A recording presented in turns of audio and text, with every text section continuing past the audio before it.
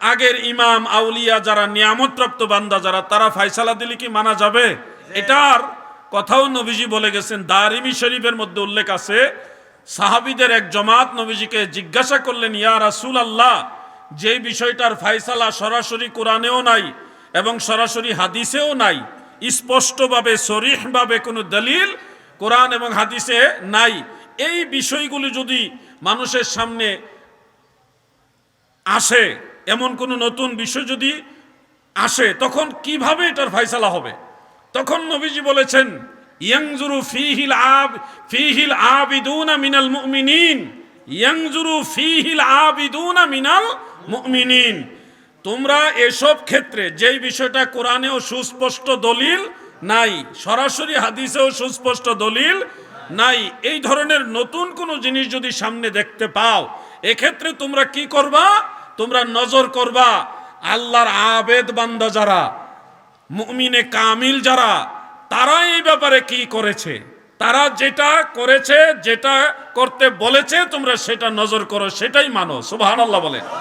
এটা আমার ফয়সালা নয়, এটা আল্লাহর রসুলের ফয়সালা, রাহমাতুল লিল আলামিন নবীর ফয়সালা, যে আল্লাহর ওলিরা, মুমিনে কামিলরা এমন বিষয় যদি কোনো ডিরেকশন দেয়, তোমরা সেটা মানবা। এটা হলো মদিনাওয়ালার ফয়সালা।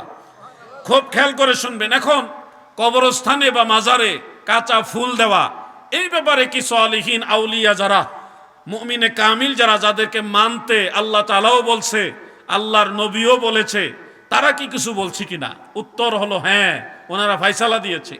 আলেম ভাইরা শুনুন, আমি জানি মাইকের গোড়ায় গোড়ায় বিভিন্ন জায়গায় অনেক ভাইরা বসে আছেন। আমি আপনার শত্রু না, আমার কথাগুলি নোট করেন, আপনার উস্তাদকে জিজ্ঞাসা করেন। উস্তাদ যদি মুত্তাকি মুহাক্কিক হয়, সত্যটা বলবে। আর যদি বাংলা বই পড়ে অথবা গুটি কয়েকটা কিতাব পড়ে সীমাবদ্ধ জিন্দিগি করে, তাহলে উনি জানবে না। কিন্তু জানার চেষ্টা করবেন। দুইটা কিতাবের নাম বলি, বেশি বলার প্রয়োজন নেই। আমরা হানাফি মাযহাবের অনুসারী।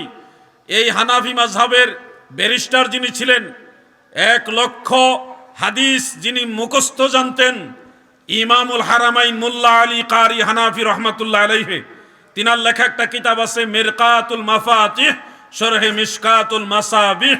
সেই কিতাবের মধ্যে মাসআলাটা আছে। দ্বিতীয় কিতাবটা মনে রাখবেন, ফতোয়ায়ে শামি রদ্দুল মুখতার আলা দুররিল মুখতার। এই ফতোয়ায়ে শামির মধ্যে ইমাম ইবনু আবিদিন জাইনুদ্দিন শামি রহমাতুল্লাহ আলাইহি উল্লেখ করেছেন, কোন মুমিন বান্দা যদি মারা যায়, আল্লাহর মায়ার বান্দা যদি মারা যায়, তাদের কবরের উপরে কাঁচা ফুল দেওয়া এটা মুবাহ, এটা জায়েজ আছে। উত্তম নিয়তের কারণে এটা মুস্তাহাব হবে। সুবহানাল্লাহ বলে। এটার পিছনে ওনারা দলিল নিয়েছে বুখারী শরীফের হাদিস এবং সুনানু আবি দাউদের হাদিস। কারণ একজন ইমাম যখন একটা মাসআলা রায় দেয়, এটার পিছনে কোরআন হাদিসের কোনো না কোনো সূত্র থাকে।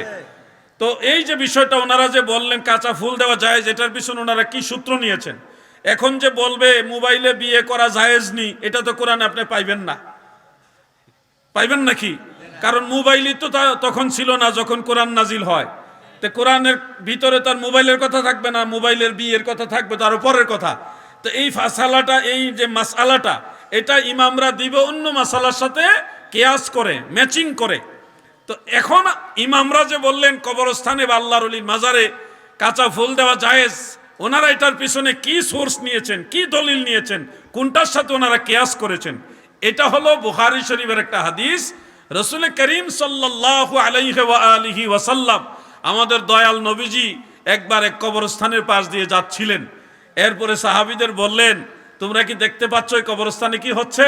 সাহাবারা বললেন, না গো ইয়া রাসূলুল্লাহ, আপনি বলে দিন এই কবরস্থানে কি হচ্ছে। আল্লাহর হাবিব বলেন, সাহাবীরা গো, এই কবরের দুইটা কবর, দুইটার মধ্যে আযাব হইতেছে। এই দুইটা কবরের আযাব, একটা হইছে সুগুলখুরির কারণে, আর একটা প্রস্রাবের সময় অসতর্কতার কারণে। প্রস্রাব কইরা ঠিক মতো প্রস্রাবটা নিষ্কাশন না কইরা কোনো মতে কাম সেরা ফেললেন, কাজ হবে না, এটার জন্য কবরে আযাব হবে। এই দুই কারণে তাদের কবরে আযাব হচ্ছে। আল্লাহর নবী রাহমাতুল লিল আলামিন তাদের কবরের আযাব লাঘব করার জন্য, হালকা করার জন্য দুই কবরের মাঝখানে খেজুর গাছের ডাল পুঁতে দিয়েছেন। উদ্দেশ্য হলো এই হাদিসের ব্যাখ্যায় মুহাদ্দিসিনে কেরাম বলেছেন, খেজুর গাছের ডাল যতক্ষণ পর্যন্ত তাজা থাকবে, ওই ডাল আমার আল্লাহর নামের তাসবিহ আদায় করবে, জিকির করবে, এর বরকতে আমার আল্লাহ তাদের কবরের আযাব হালকা করে দিবে। এই হাদিসের সাথে কিয়াস করে ইমামগণ তিনারা মাসআলা দিয়েছেন যে আল্লাহর ওলিদের মাজারের উপরে কেউ চাইলে নেক নিয়ত করে ফুলের, যে ফুল বলতে কাঁচা ফুল, ওনারা দিতে পারবে।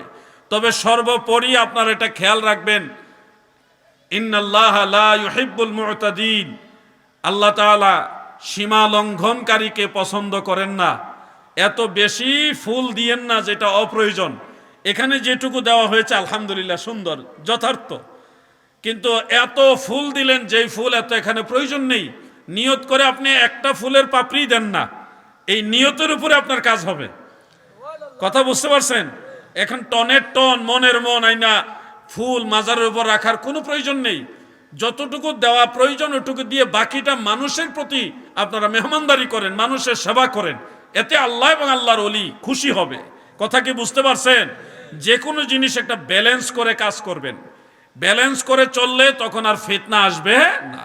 এখন কেউ যদি বলেন না আমি মোল্লা আলী কারি মানি না, আমি ইমাম ইবনে আবিদিন শামীকে মানি না, তাকে বলবেন তুই সলিমউদ্দিনের ফুলা কলিমউদ্দিন, তোরে আমরা মানি না, আমরা আমাদের ইমামদেরকে মানি। ঠিক কিনা বলে? যে ইমামদেরকে মানবে না সে আহলুস সুন্নাহ ওয়াল জামাত হতে